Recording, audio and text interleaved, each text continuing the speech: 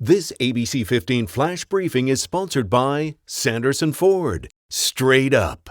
Hi, I'm CILETTI here with your top stories from ABC15 Arizona. Today, it's back to work for Arizona House lawmakers. They reconvene for the first time in nearly 2 months. We're told members, staff, and guests will be required to wear face masks while in committee hearings, and only 2 people will be allowed inside an elevator at the same time. Some help is on the way for frontline workers who continue to keep food on our tables. Grocery store workers and food bank employees will now be added to the list of frontline workers who can receive child care support through Arizona's enrichment centers. An $88 million allotment from Arizona's portion of the CARES Act pays for this program. The cost of child care is very expensive. For an infant in this state, it costs almost as much for 1 year's infant care as it does to go to a state university. It's very expensive to care for young children, and so for a lot of families, this gives them the ability to get back to work. Well, currently 3,600 frontline families are benefiting from Arizona's enrichment program. 2,500 of them are even receiving scholarships. The program will run at least until July 1st.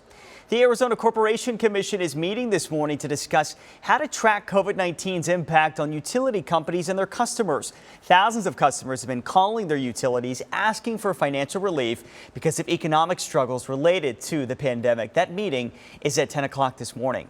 A nationwide search is now underway for the person who will lead the largest animal shelter in the valley. Mary Martin, the controversial head of the Maricopa County Animal Shelter, has resigned to take on a job at a shelter in Utah. Over the last year, Martin had a very tense relationship with shelter volunteers and rescues in the valley. She was under scrutiny after 3 volunteers were fired from the shelter for speaking out against her leadership on social media. A Maricopa County spokesperson tells us the list of qualified applicants will be screened throughout the week.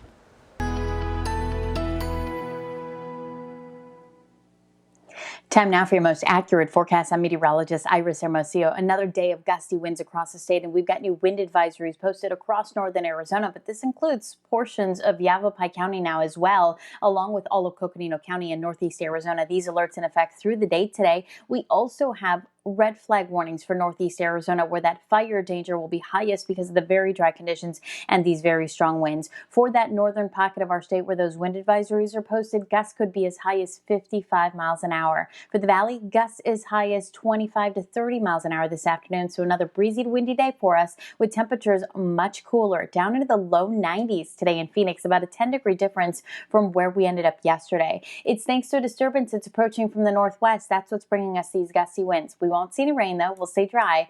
We'll enjoy some cooler air, though. Today, 91, down to 88 for Wednesday. Then we start to warm again, mid to upper 90s as we head into the weekend.